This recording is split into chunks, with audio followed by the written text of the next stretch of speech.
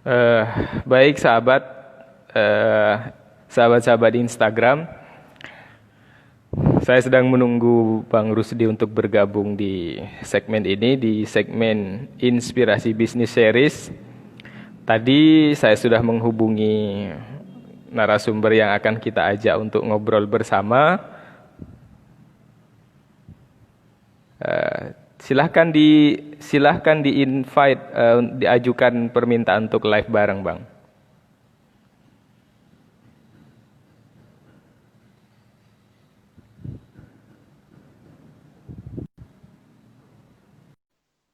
Kita sedang menunggu Bang Rusdi untuk mengkonfirmasi masuk di grup ini. Beliau sudah masuk. Assalamualaikum. Waalaikumsalam warahmatullahi wabarakatuh. Terima kasih Bang Rusdi sudah menyempatkan diri untuk berbincang di Siap. pagi hari ini dalam program Inspirasi Bisnis Series. Sebelum saya memberikan kesempatan ke Bang Rusdi, seperti biasa, saya tadi sudah menyinggung lebih awal bahwa beliau ini adalah pengusaha properti yang memulai bisnisnya memang betul-betul dari nol.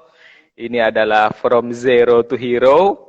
Kalau kita kenal dengan pengusaha properti karena orang tuanya yang kaya raya, dan memang itu banyak kita temukan, teman-teman dari James Riyadi dan lain sebagainya, karena memang orang tuanya kaya. Tapi ada orang yang memulai bisnis usaha properti, bisnis yang sangat boleh dibilang bonafit, dengan modal dasar dari nol, membangunnya dari nol, dan itu saya temukan lewat Bang Rusdi yang sudah kita kenal dengan usahanya di Rusdi Jaya Abadi Property. Begitu Bang Rusdi ya? Iya, betul Pak Hamid. Iya, boleh diceritakan Bang, sejak kapan Abang memulai bisnis terjun ke dunia properti ini? Saya memulai terjun ke dunia properti itu dari 2011. 2011 itu saya masih kolaborasi dengan bos saya dulu, yaitu Pak Mansur. Dan 2018 saya sudah berdiri sendiri. Dan Alhamdulillah. Alhamdulillah, waktu kita mulai dari pertama, memang asli kita ini bukan dari atas, kita itu bukan dari seorang tua yang mempunyai atau yang mewariskan usahanya atau mewariskan modal untuk kita, tapi ini betul-betul kita dari nol. Karena kalau dari latar belakang saya, memang saya ini orang tua ini yang orang kampung, yang pas-pasan kan begitu. Betul Jadi sekali. pas-pasan untuk makan, cukupnya makan pasan hari itu, ya hari itu cukup. Ya alhamdulillah, untuk dunia usaha ini ya kita memang harus punya pemikiran. Pemikiran gimana, jangan sampai gara-gara kita ini anak seorang tak mampu ataupun di kalangan orang yang kurang mampu, kita takut berbisnis khususnya di dunia properti. Kan begitu Pak Hamid. Karena saya Iya. dulu dengan mantan bos saya ataupun sekarang udah jadi kawan saya, itu kan kawan baik, Pak Mansur Mitra itu bisnis. dari dulu mitra bisnis, Mitra. dari dulu memang Iya. mulainya dari nol, sama-sama dari nol. Nah, jadi kalau dengan dia itu memang kita sangat tahu dari nol juga mulainya, asli dari nol, kita berpikir gimana supaya kita jadi pengusaha gitu Pak Amin. Dengan modal yang sangat minim, dan itu pun modal itu kita berpikir gimana ya caranya dapat modal ini supaya kita buka berbisnis gitu kan. Karena Iya, iya. kalau kita modal, kita sendiri tidak ada pegangan gitu Pak. Iya, Mau iya, iya. minta sama orang tua udah nggak ada. Ya jadi kita berpikir gimana caranya dapat modal, dan alhamdulillah dengan kepikiran kita, dengan konsultasi dengan Pak Mansur, dengan kawan-kawan termasuk ada Nasuri, dan alhamdulillah kita bisa bangun bisnis properti. Dan setelah berapa tahun saya berdiri sendiri gitu kan, Pak Mansur sendiri dan alhamdulillah saya sendiri. Dan itu pun Baik. bermodalkan nol, kata orang tuh kalau dari ini ya, sangat-sangat minim gitu Pak. Cuman kita Baik. ada kelebihannya karena dipercaya, terutama untuk di bisnis properti ini yang harus kita kuasai, yaitu di bidang lobby untuk ke pembebasan lahan dan juga untuk ke pengurusan, karena yang satu harus kita itu lahan itu jangan sampai kita yang bermasalah. Di Baik, situ terima Pak Hamid. kasih. Makasih, saya selamat bergabung Mbak Rosa. Ini ada Mbak Rosa yang bergabung, Ya. kemudian Roni Hasan. Terima kasih. Izin share, silahkan boleh di-share Bang Roni, tapi jangan di YouTube karena ini lisensinya nanti punya studio radio. Tapi kalau di medsos lain silahkan di-share. Begini Bang Rusdi, pernah enggak pada suatu titik pada tahun-tahun tertentu, misalkan ketika mulai awal berbisnis tuh mengalami rasa putus asa? Oh pernah. Saya dulu sudah waktu bangun awal-awal itu dengan Pak Mansur itu di tipe 45, pernah saya 2 tahun itu. Itu hanya 17 unit, 2 tahun tidak jalan. Itu pernah saya mau ke luar negeri. Udah kita lari ya ke Kuala Lumpur gitu kan. Kenapa? Karena Iya, selama iya. 2 tahun itu enggak jalan gitu kan. Itu bisnis Mm-mm. pertama dengan Pak Mansur itu. Mhm. Akhirnya kita pengen ke ini, kemana? Udah kalau begini enggak bisa nih, ya harus kita mau kayaknya harus cari rezeki ke negeri jiran gitu kan. Jadi TKI Ah, maksudnya? jadi TKI maksudnya Pak Hamid. Kita udah mau tinggalkan bisnis ini gitu. Nah, di saat-saat seperti itu, apa yang kembali menguatkan, Bang? Sehingga kemudian kembali lagi fokus. Apakah ada faktor keluarga atau kembali lagi kepada cita-cita awal yang membuat tidak menyerah tadi itu? Ya kita kembali ke faktor keluarga ada juga, karena saya udah pernah ke Kuala Lumpur gitu kan, Oh kurang iya, iya. lebih hampir 4 tahun, dan saya sampaikan kepada Pak Mansur di Kuala Lumpur ini begini, ya akhirnya dengan cita-cita awal, akhirnya kita cari lokasi baru yang supaya bisa Mhm. menunjang yang tadi mandek itu gitu kan. Akhirnya Mhm. di lokasi baru pun dapat, dan lokasi itu punya bos besar gitu kan. Oh Tapi kita iya, takut juga sebenarnya gitu kan. Karena kita bermain modal dengan ada. besar. Mhm. Yang punya lahan besar, memang terkenal sangat besar bos itu, dan sekarang yang punya lahan itu memang udah tidak ada lagi, udah almarhum, tapi dia yang pun kalau di kalangan pembisnis dia memang sangat senior sekali gitu kan. Pembisnisnya, Mhm. apalagi orang orang Chinese memang menguasai di bisnis.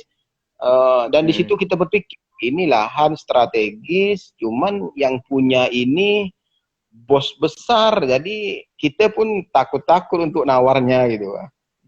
Iya, Dan iya, iya. alhamdulillah dengan kegigihan kita, dengan niat yang baik, ya kita maju, kita tawar, dan sampai kita itu mau nawarnya nih Pak Hamid, mau nawar Iya. lahan itu untuk memulai bangkit lagi itu maju mundur. Sampai ada Mhm. bilang, kan saya itu bilang begini, ente nih bos gitu, sama Pak Mansur kan.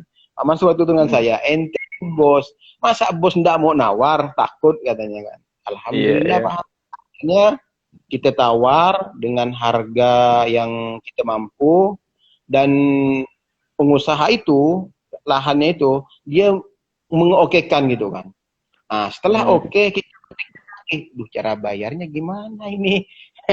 Udah tinggal cara bayarnya. Kita itu nawarnya hanya modal nekat aja. Iya. Alhamdulillah dengan kita apa nih, Pak Mansur naik ke Bank BTN, kita ngobrol-ngobrol masalah ini, dan Bapak yang pengusaha tadi yang mempunyai lahan, dia mengizinkan, oh ya koordinasi dulu dengan Bank BTN gimana, akhirnya dari pihak perbankan mengasihkan modal untuk kita bayar lahan si Bapak tadi. Gitu Pak Hamid. Baik. Sekarang kalau kita lihat Pak Rusdi dengan Mbak Mansur sudah mulai memperkuat apa namanya bisnis yang awalnya dibangun, yakni lokasi awal yang dibangun Kota Raya. Itu kan suatu pekerjaan yang sulit karena dulu daerah Desa Kapur itu merupakan orang berpikir bukan wilayah strategis. Bagaimana caranya Abang kok bisa meyakinkan orang sekarang menjadi daerah berkembang, semua hampir developer masuk ke Kapur? Ya, kalau kita untuk meyakinkan orang itu bahwasanya di Desa Kapur ini jadi wilayah berkembang, dari dulu, dari awal kita itu di pemasaran itu bahwasanya kita akan bangun 1.000 rumah. Nah, gitu. Itu yang kita Ya. kembang-kembangkan Pak Hamid. Jadi kita Berarti bangunnya ada di sini itu Berarti ada cita-cita besar dulu ya yang dibangun ya? Iya, ada cita-cita besar dulu yang dibangun.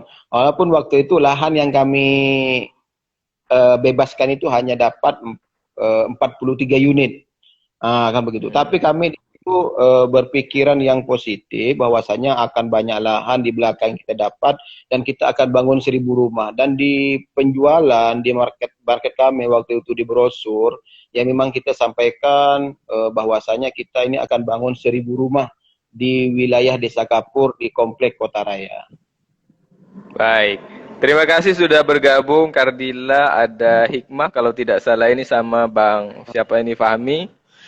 Kita sedang berbincang dengan Bang Rusdi dan ketika kemudian memulai usaha tadi dengan mimpi besar itu dengan 1.000 rumah kemudian memulai berlahan-lahan dari nol dan berproses.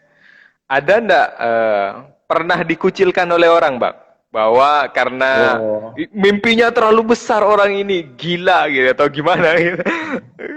oh itu ya, itu ada. Bukan hanya satu dua orang, itu banyak yang mengkucilkan kita gitu. Karena apa?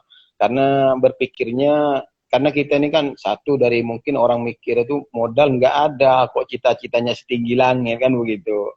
Betul, betul. Cuman kan kita optimis dengan pengelolaan lahan yang sudah ada, yang kita kembangkan. Alhamdulillah dari kecil itu sampailah sekarang besar. Dan sekarang pun di Kota Raya ini yang dikelola Pak Mansur sekarang, waktu itu saya dengan Pak Mansur sampai 2018 itu pas saya keluar dari Pak Mansur itu udah 1.660-an Pak Hamid. Oh, luar biasa. Dan Eh, sekarang Mansur masih berjalan lagi, itu kurang lebih ada 1.000-an unit lagi. Di sini memang betul di sini kalau kata orang itu di Desa Kapur, Kota Raya ini memang betul-betul jadi kota di tengah-tengah desa gitu, Awet. Dan yang membangun adalah orang-orang yang betul-betul berangkat dari nol, Hari from no. zero. Iya, Ap, ap, apa semangatnya ketika dikucilkan oleh orang, Bang Rusdi? ya Perasaannya. semangat kita, ya perasaan kita sih dikucilkan orang, ya kita perasaan kita, aduh, kayaknya kita ini memang harus lebih semangat lagi biar kita buktikan bahwasanya ini kita bisa gitu kan. Dan alhamdulillah yang pernah ngucilkan kita, kita pun tidak pernah pandang rendah kepada orang itu. Dan alhamdulillah kita rangkul dan mereka pun kerja dengan kita juga akhirnya gitu Bang. Iya, ya. Jadi memang semangat seorang pebisnis itu adalah tidak boleh ada perasaan iri, dendam ya. Jadi semangatnya adalah Iya benar. semangat untuk kompetisi lebih baik begitu ya. Lebih baik gitu kan. Hmm.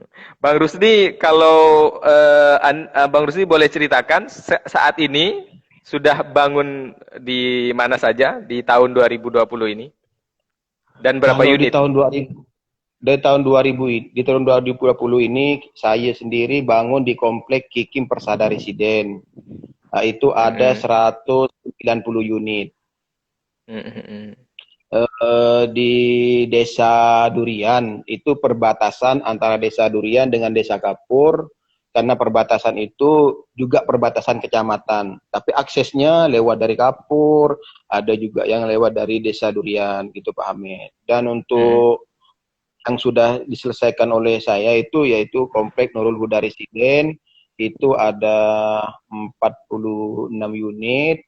Sedangkan yang di Serdam itu Neo Kia Residen sekarang masih tahap pemecahan sertifikat. Baik. 2020 ini kan menjadi tantangan yang amat berat bagi dunia properti, tepatnya ketika pandemi COVID-19. Ada cara enggak Betul untuk Pak. bertahan? Ya kita memang sekarang ini lagi mutar otak supaya kita pun bisa bertahan. Ibaratkan tuh gimana caranya kita bertahan karena dalam berapa survei itu kalaupun ini perusahaan baru selama 3 tahun dia bisa bertahan, insya Allah dia ke depan akan lebih maju. Karena kebanyakan dalam 100% mungkin 70% itu dalam 3 tahun itu kebanyakan yang tutup. Tapi alhamdulillah kita untuk di Fundamin ini masih kita bertahan karena dengan kegigihan, dengan kawan-kawan tim yang untuk mencari konsumen ataupun calon-calon debitur ini, memang kita cari debitur yang betul-betul keinginan pengen punya rumah begitu Pak Hamid. Dan Baik. alhamdulillah saat ini kita masih bertahan. Ya, itu cukup luar biasa sekali. Bertahan saja di tengah wabah pandemi ini memang cukup luar biasa. Saya ucapkan selamat datang dan bergabung Ummah Yahya, kemudian Abdul Misbah, dan yang lain mantap. Terima kasih. Nanya bagaimana? Boleh sambil nanya nih, Bang. Bagaimana menanamkan kepercayaan diri ketika ada tagihan-tagihan mengenai pekerjaan, baik tagihan tanah yang sudah jatuh tempo dan material bangunan. Boleh dijawab, Bang Rusdi. Ada pertanyaan nih. Nah, ini kalaupun kita ini kan kalau tanah ini, kalau tagihan tanah ataupun material bangunan kan begini. Kalau tanah itu ketika kita mau bebaskan lahan, kan dari awal kita sudah tahu nih perjanjiannya, jatuh tempohnya bulan berapa, tanggal berapa. Dan memang kalau di saat kayak ini sekarang untuk meyakinkan orang itu memang yang agak sulit. Cuman Iya. kita pasti ada caranya kan begitu. Caranya gimana? Ya udah kita temui orang itu, kita sampaikan bahwasanya dalam keadaan kayak sekarang ini eh, kita lagi dihadapkan dengan pandemi. Cuman kalau di saat normal, ketika kadang begini Pak Hamid ya. Ketika sampai tagihan, sedangkan pemasukan belum ada, kita kan udah pasti tahu berapa bulan akan datang kita atau berapa minggu kita akan jatuh tempo pembayaran. Nah, sedangkan untuk yang kita bayarkan dari hasil misalnya kredit ataupun konsumen belum akad kredit, ya udah kita panggil, kita temui orangnya kan begitu, kita sampaikan apa yang kita ada. Dan insya Allah dulu saya waktu mau menghadapi penagihan di waktu saya sama Pak Mansur, itu saya semua yang hampir hampir 100% yang saya yang menghadapi dengan pemilik lahan, begitu Pak Amin. Terus sekarang pun Luar saya biasa. sendiri dan alhamdulillah dengan komunikasi yang baik, kita masih belum pernah ditagih sampai marah ataupun gimana orang kan begitu Pak Amin. Karena kita bangun komunikasi dengan pemilik lahan itu yang baik. Terus kalau untuk material bangunan ini yang memang agak kita ini kan karena kita berhadapan dengan orang toko bangunan maksudnya yang dia ditagih juga oleh dari distributor gitu Pak Amin. Iya. Untuk solusinya kan kita bangun kan kalau saya ini kan ada dua pilihan. Bangun Hmm. subkontraktor, dilempar semua ke kontraktor ataupun bangun sendiri kan begitu Pak Amin. Hmm. Kalau untuk solusi bangunan ini memang ini karena apa tuh secara temponya kadang dari toko bangunan hanya ngasihkan ini per minggu. Misalnya paling lama dalam 1 bulan kita harus setor ke toko bangunan. Sementara dari dari pemasukan belum kita akad kredit belum ada itu perlu proses gitu Pak Hamid. Nah itu memang ya agak susah. Cuman ya kita tergantung komunikasi juga lah dengan pihak toko gitu Pak Hamid. Baik. Tapi saya melihat kuncinya adalah ketika ada masalah dalam suatu bisnis, sosok Hmm. seorang pengusaha yang seperti sudah diceritakan oleh Bang Rusti tadi adalah dia harus amanah dan tanggung jawab. Jadi dihadapi dengan Iya, gentle, jangan lari, kemudian dilakukanlah proses lobby yang kalau dalam Islam itu musyawarah ya. Jadi memang musyawarah. kunci sukses baginda Rasulullah Muhammad SAW. Jadi Allahumma harus sholli alaihi. menjadi orang yang amanah, begitu Bang ya, kuncinya ya? Iya betul Pak Hamid. Ya kuncinya itunya Pak Hamid. Iya. Bang Rusdi, dari beberapa eh, perusahaan atau eh, lokasi yang sudah dibangun, eh, ada ndak ingin mengembangkan sayap ke luar daerah? Maksudnya tidak hanya Rencana di kita Timur. emang ada. Oh iya, kita emang ada rencana untuk ke luar daerah, pengembangan di luar daerah. Kemarin itu sempat saya mau kerjasama dengan alumni MMBC yang di Jogja itu mau kerjasama di Kaltim. Cuman ketika pas kita mau bangun komunikasi, eh, COVID melanda. Jadi untuk Oh sementara iya. kita pending dulu. Terus kita ada juga mau kerjasama juga dengan kawan-kawan itu di daerah Jawa. Kemarin itu dari alumni juga, dari alumni kita mau bangun bisnis di sana gitu. Ya karena sekarang COVID, ya tidak bisa survei lokasi, tidak bisa kemana, ya depending sampailah eh, pandemi COVID ini mulai berakhir. Dari perbincangan ini saya melihat bahwa Bang Rusdi adalah sosok yang tidak pernah berhenti belajar. Kalau dilihat dari latar belakang pendidikannya, beliau ini ya nggak kayak kita yang mengenyam pendidikan sampai kadang di bangku S1 atau S2, tapi langsung terjun ke dunia bisnis. Kemudian, tapi saya melihat adalah sosok yang tidak pernah atau berhenti belajar, selalu belajar. Begitukah Saya kira-kira apa? Iya betul. Saya itu memang kalau di latar-latar pendidikan itu, saya ini dulu sekolahnya madrasah.